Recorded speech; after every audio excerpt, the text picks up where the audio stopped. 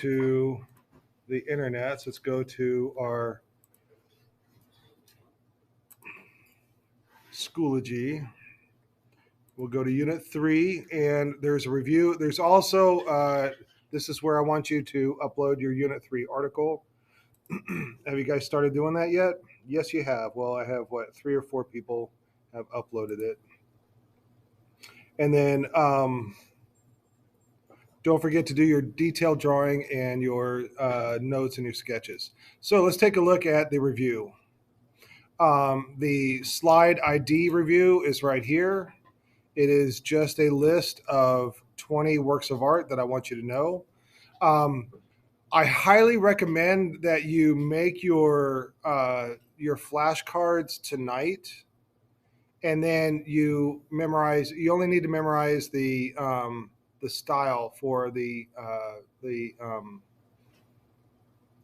multiple choice section, because a lot of these images will be on the multiple choice section, and you know where I show you the picture of the artwork and I have all the styles there. You just need to be able to click on that. So and then after the test is over, then memorize the whole thing. Does that make sense? All right. Again, you will get 5 points extra credit for bringing in flashcards. And what else? Right? This there's really nothing else to explain about this. Make your flashcards, learn them, love them, know them, learn them, love them, or something like that. All right, let's go back to our review, and then let's go into the multiple choice review. All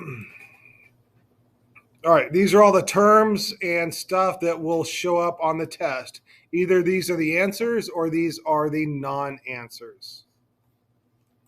All right, I want you to know what Byzantine is. And in fact, it's been a long time since I've actually looked at the test. So I don't know what the question about Byzantine is on the test. You might want to know that the backgrounds on the mosaics is gold. You might want to know that the churches in the Byzantine Empire are octagonal shaped instead of the cross shaped. But go back over your notes about Byzantine. I cannot remember what the exact question is. All right, then there's ambulatory. The ambulatory is it's the area behind the altar in a church. All right, it is the area that has the radiating chapels on it, and pilgrims would come into the church through the transept, go through the ambulatory, and visit all the radiating chapels, and then go out. All right, Ravenna is like the next biggest city in Rome. It was the Roman capital for a while.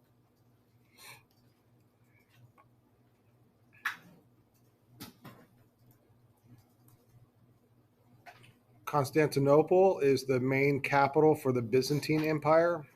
In fact, Constantine moved the capital of Rome, of the Empire of Rome, from Rome to Constantinople.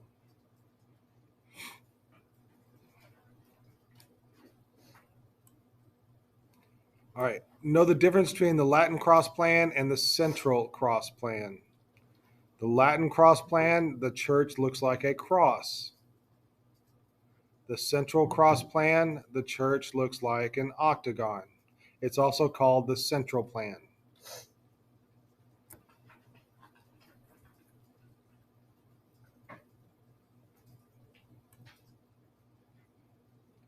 The basilica plan is very similar to the Latin cross plan, but it's more of a rectangle shape than a cross shape. All right, it's like a rectangle where the transept is on one side instead of kind of in the middle. Does that make sense? Think of Old St. Peter's Basilica. All right, that's a very typical basilica plan church.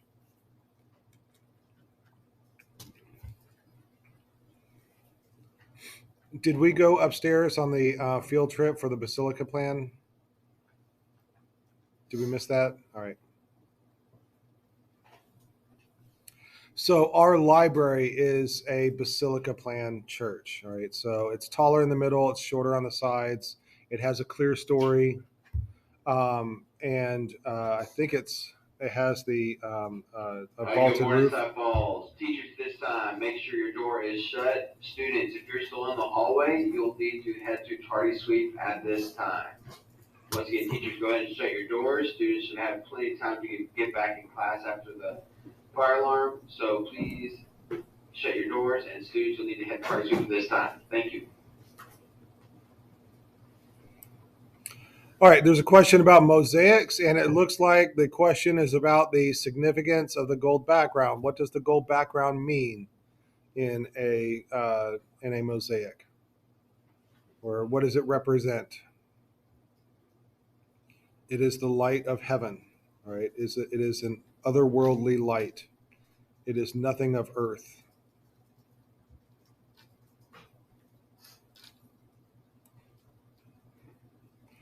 Know the difference between a squinch and a pendentive? Pendentive is that triangle that comes down in an arc on the four corners of a dome. The squinch is a dome on top of an octagonal shape on top of a square shape.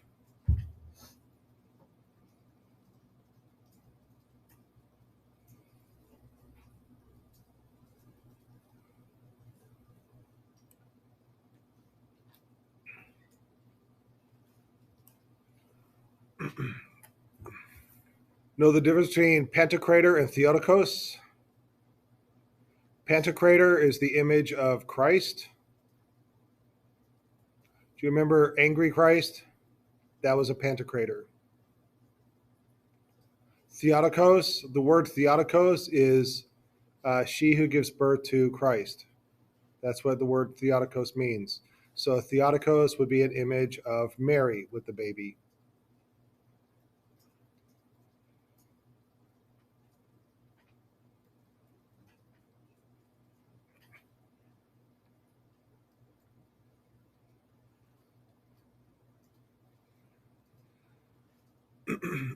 All right, the icons. I don't think I talked much about this in class, but the icons were mostly in people's homes.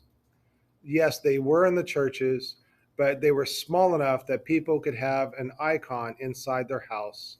They would have a little corner in their house where they would pray to the icon, or the icon would be an aid in praying. And um, Also, the icon is more of a direct link to heaven.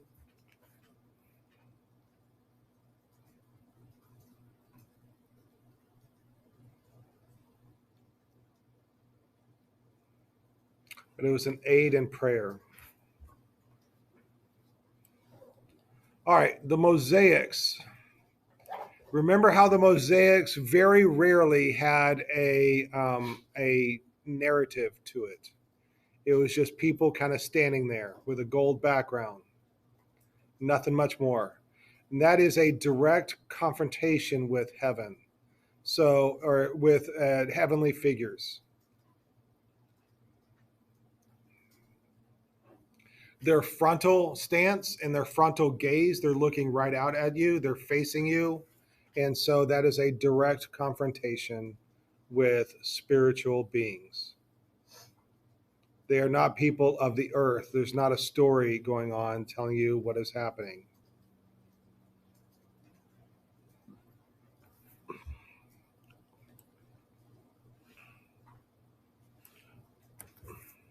What is the symbolism of windows in churches? Or what is the purpose of windows in churches? It's not just to let in light, but it's to let God in. Like light is the symbol of God. So when light comes into the church, that's God coming into the church.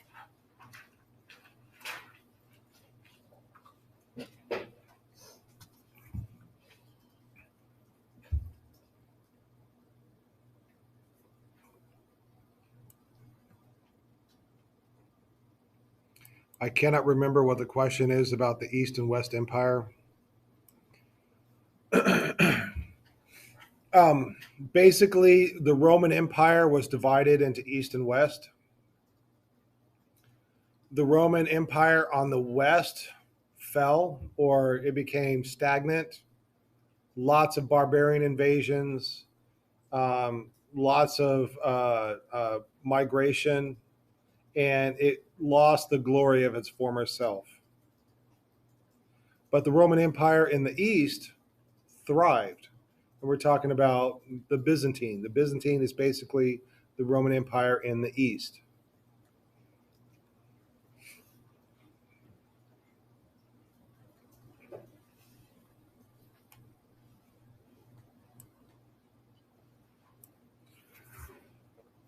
All right, the crossing is the part of the church where the transept intersects the nave.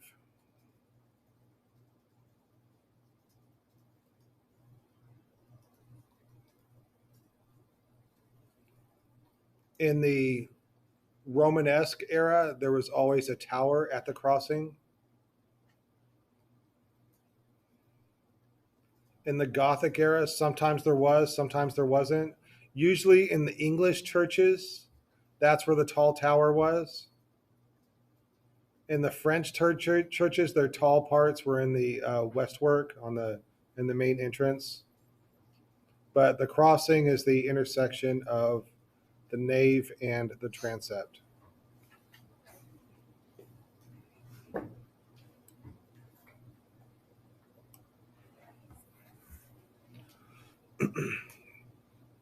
Iconoclasm.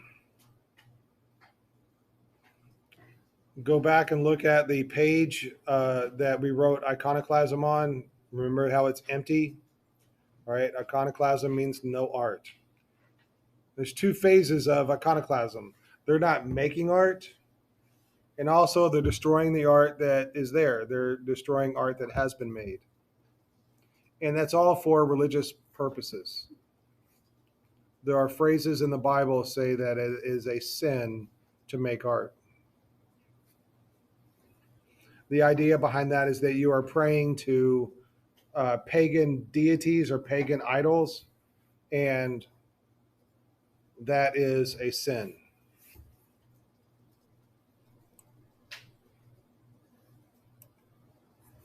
All right, I didn't talk much about it in class. That we did look at the minarets that are on the Hagia Sophia. Islam is a religion in that part of the world of the Eastern Empire. People who practice Islam are Muslim.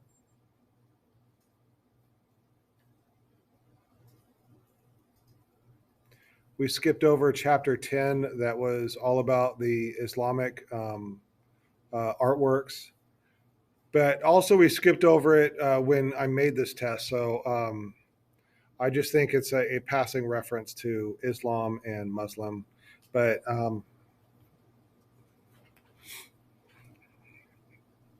minarets are associated with Islam.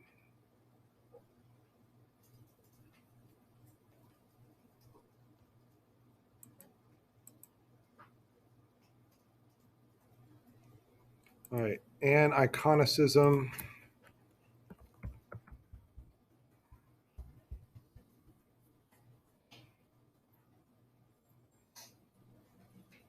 Okay, and so iconicism is part of the Islamic faith that they make art, but they don't depict people or animals in their art.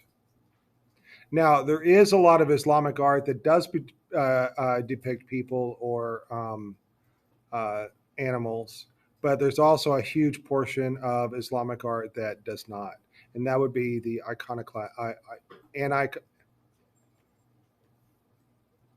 and iconicism.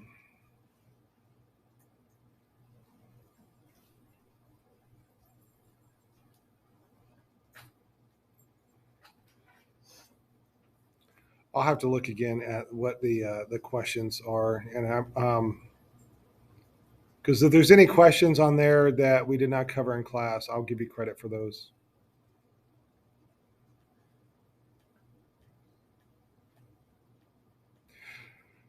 Islamic art has a lot of patterns in it.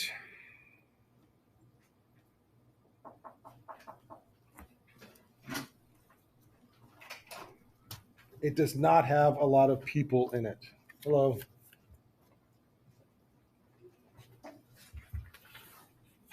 All right. Oh, yeah.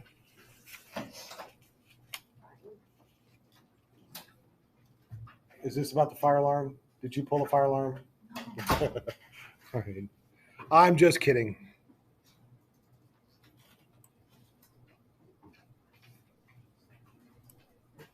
All right, the early medieval period is the period of the when we looked at the Vikings, the Hiberno Saxons. There was a lot of jewelry making because they were nomadic. They didn't settle down anywhere, so they didn't have any monumental artworks. Um, we also looked at a couple of their churches. They had those tall churches with the steep roofs, and then and also a lot of their artwork has a lot of like lines that the patterns of lines that weave in and out of each other. Westwork is the part of the church that is on the western side. That is the main entrance. And the westwork is the tall towers on cathedrals. So it'll be on the Gothic cathedrals, and in the when we first looked at it, it was in the Carolingian. But Sutton Hoo was the place where they discovered the mounds and the ship buried in the mounds that had the pieces of jewelry in it.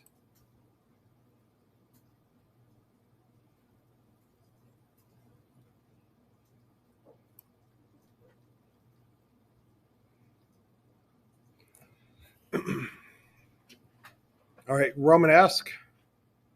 You need to be able to identify it when you see it, and remember that they wanted it to look Roman, so it had very heavy walls. They had the Roman arches. It had the barrel vaults and the groin vaults.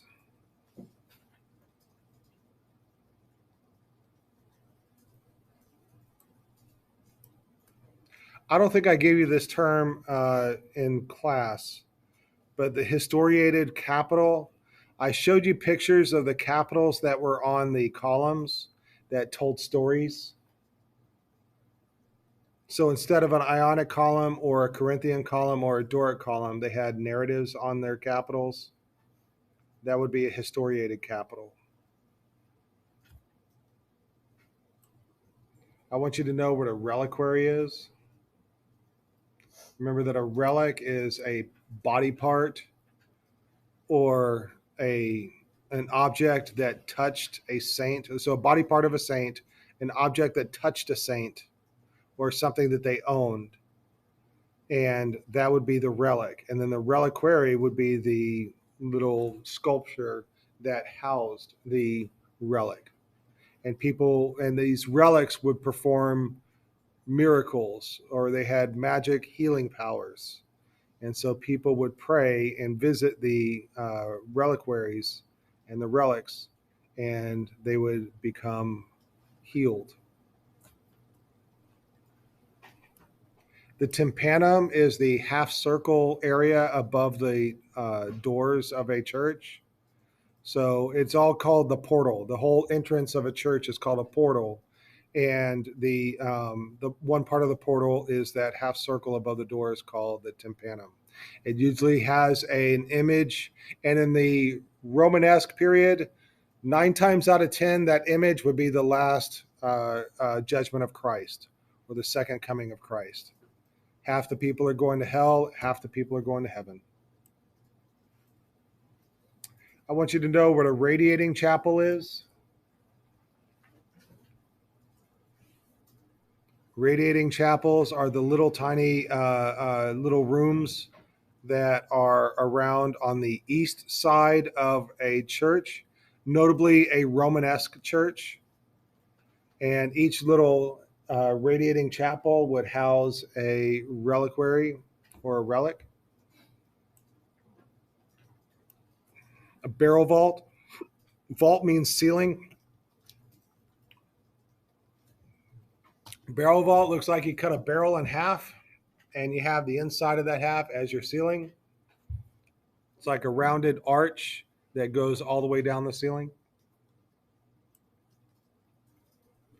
A portal is the entrance to a church.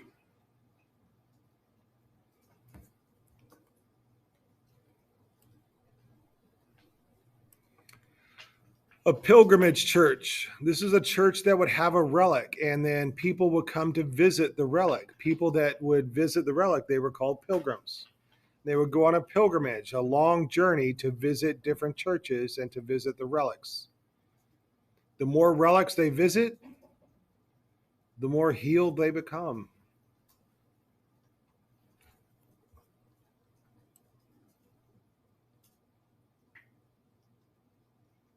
All right, know the characteristics of Gothic.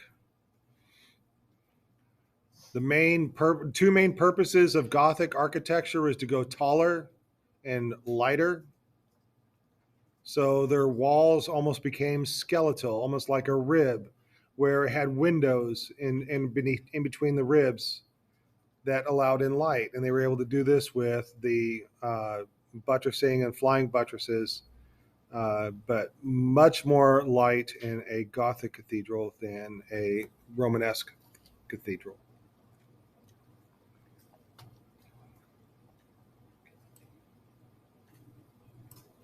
All right, there's a question about symmetrical and asymmetrical churches.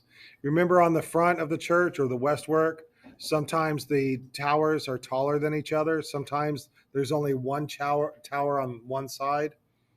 So on this part of the test, I'm going to have picture of a tower, or it'll have the names of these cathedrals. So if I were you, I would make flashcards for these for Notre Dame, Reims or Reims, Cologne, Saint Denis, Chartres Cathedral. That's 1, 2, 3, 4, 5 cathedrals, and know which ones are symmetrical or asymmetrical.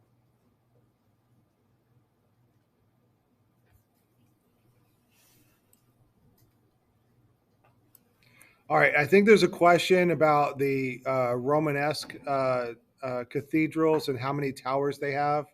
The Romanesque has 2 towers on the westwork and then 1 tower at the crossing. So a Romanesque church has 3 towers.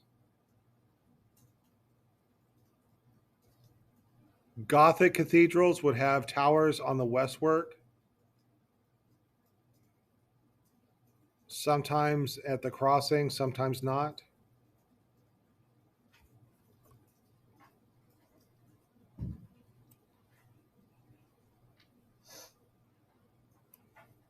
There's a question about the Virgin of Jean d'Avreux. That's that gold statue of Mary with Christ on her hip, where Christ is reaching out to her face. Do you guys remember that? That has that Gothic sway.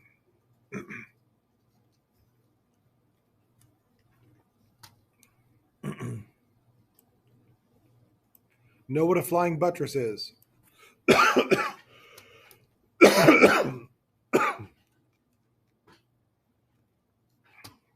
I spent a long time on that flying buttresses and showing them to you.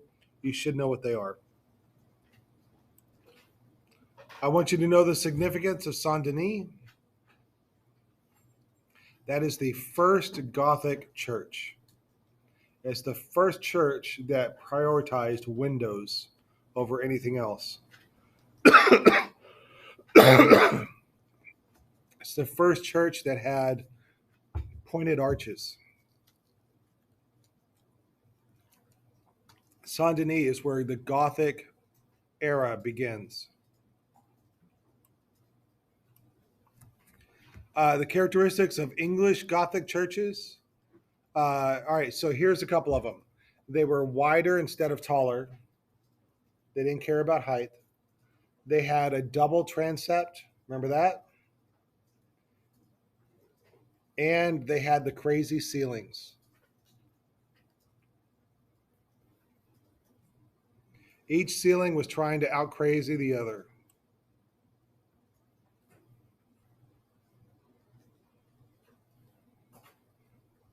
Notre Dame, we didn't spend much time on Notre Dame. I can't remember what the question, maybe it's a non answer, but Notre Dame is certainly the most famous of all the cathedrals. Um, but I don't think we spent any time on it.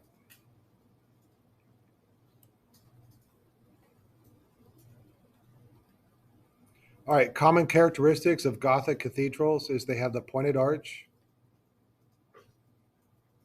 they're taller, they have more windows, they have flying buttresses,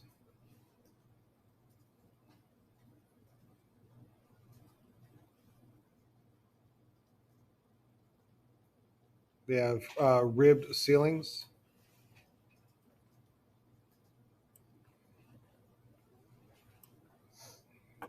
A choir screen, I never talked about it in class. I'm guessing this is a non answer. But a choir screen is a kind of like a small temporary wall, almost quite literally like a screen that is in front of the altar.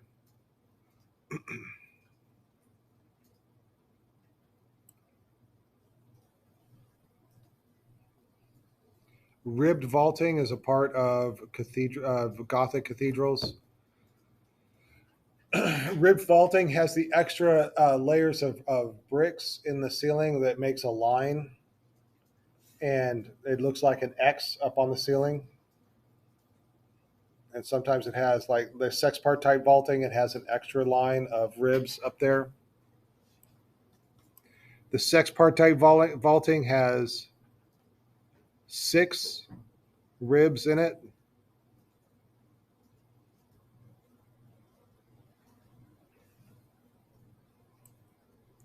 Fan vaulting. Those are those crazy English vaults with all the extra decorative ribs up in the ceiling that were totally unnecessary and just absolutely crazy. That was fan vaulting.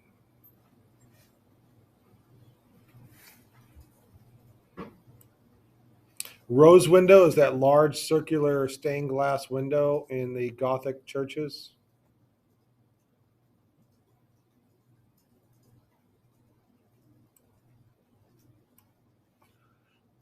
Know the history and significance of Chartres Cathedral? That's the cathedral that burned down, and when they rebuilt it, they kept one area the same, and then they rebuilt everything new. So it has an early Gothic front portal, and the rest of it is late Gothic.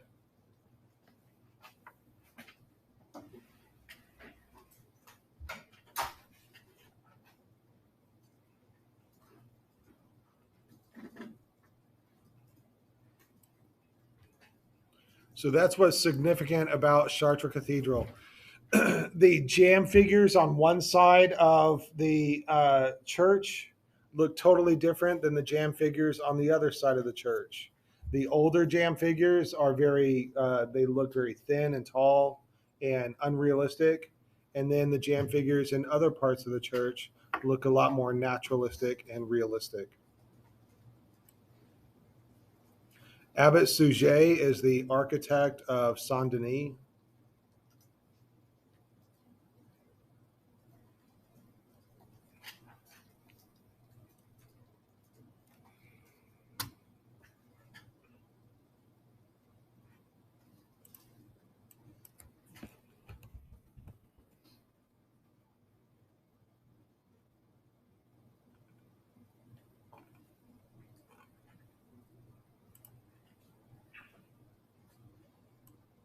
All right, I want you to know what a pier is. That's that giant column that has the different colonnades in it. Not colonnade, colonnettes. It looks like a whole bunch of columns just strapped together.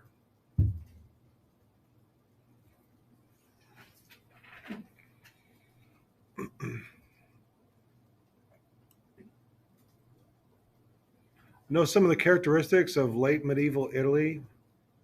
Remember how their churches looked very different than everybody else's churches. Their churches had the white marble with the green marble lines that had geometric shapes on the churches.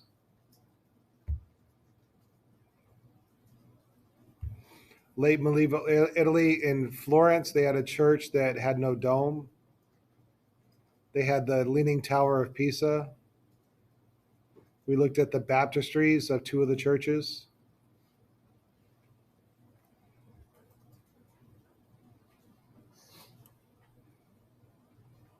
And Giotto was one of the main characters that, or the main artists that we looked at.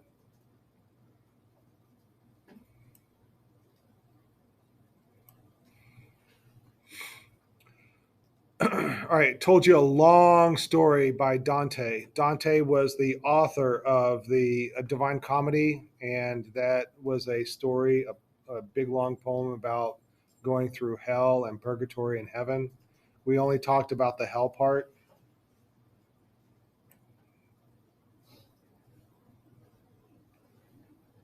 All right, Cimabue, Duccio, and Giotto were three artists that we looked at.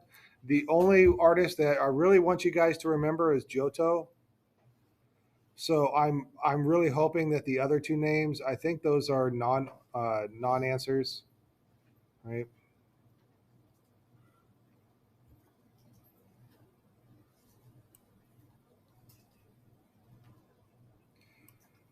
Inside that the arena chapel, there's a whole bunch of Giotto paintings, and we looked at one that was the called the Lamentation. That's where Mary was crying over the dead Christ. Do you remember there were two people in front of Christ? That was unusual. But the main thing about that painting is that it introduced, uh, um, oh gosh, I'm having a brain fart. Foreshadowing, for no, foreshortening. So Giotto's Lamentation introduced foreshortening into art.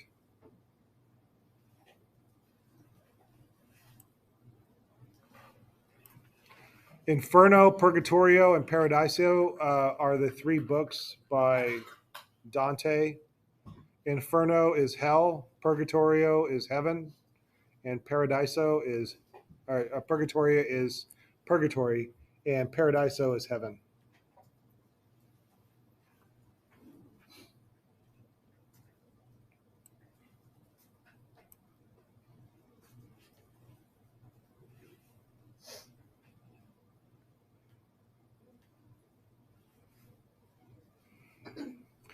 A campanile is the bell tower of the Italian churches. So the Leaning Tower of Pisa is a campanile.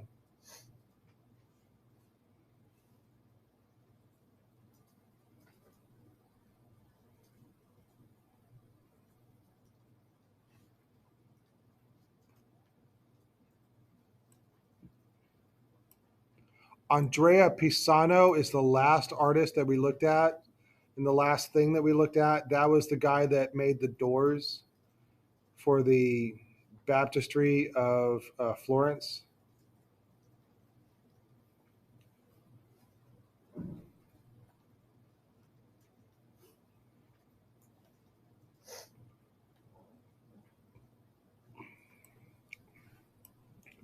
Vasari is the first art historian.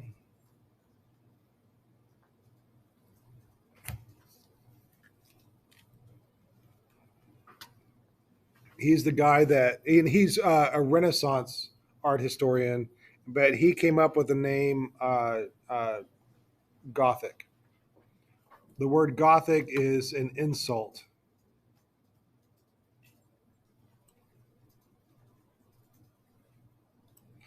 All right, the St. Francis altarpiece, we did look at that. That is where St. Francis is big and tall in the middle, and there's little scenes off to the sides. And these are the miracles of his life. There's one scene where he was preaching to the birds. There's another scene where he's praying to the, is it the what was the angel that's just a bunch of feathers and an eyeball? Seraphim. Yeah, thank you. And then there was a scene where he gets the stigmata. That's the holes that are in the hands and feet, just like Christ.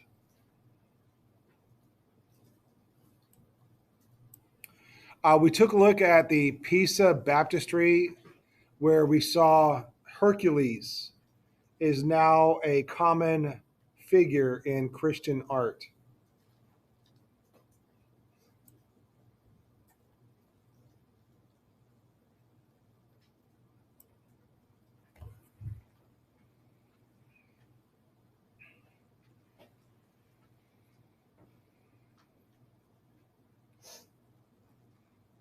All right.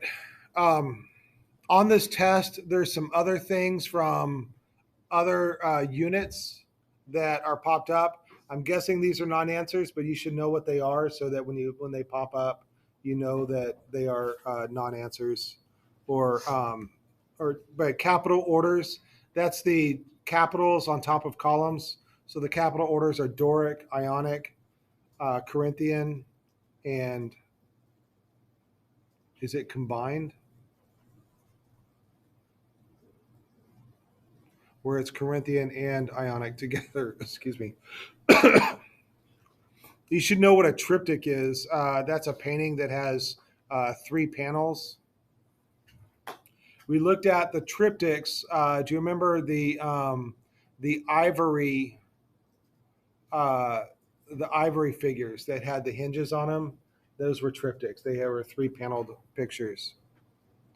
Homer wrote the Iliad. He wrote about the Trojan War. Homer is Greek. So, and we also have Virgil here. So I'm guessing that the question is something about who wrote the Divine Comedy, something like that. So you should know that it is Dante wrote the Divine Comedy. Homer wrote the Iliad, and Virgil is a Roman poet, and he was a character in the Divine Comedy. He was the guide for Dante as he went through hell and purgatory. Old St. Peter's is a basilica style church that's built on top of St. Peter's grave. That was a late antiquity church made by Constantine, but that's from Unit 2. Contrapposto, you should also know Contrapposto.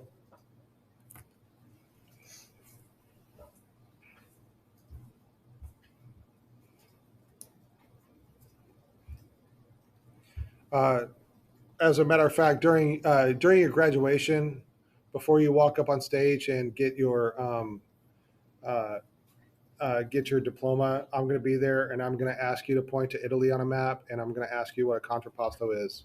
And if you fail those two questions, then I won't let you get your graduation. Anyways, we have basically covered everything that is on there. Know what a transept is, know what a basilica is, know what a lintel is. All right, any questions about the test? Study tonight, make flashcards.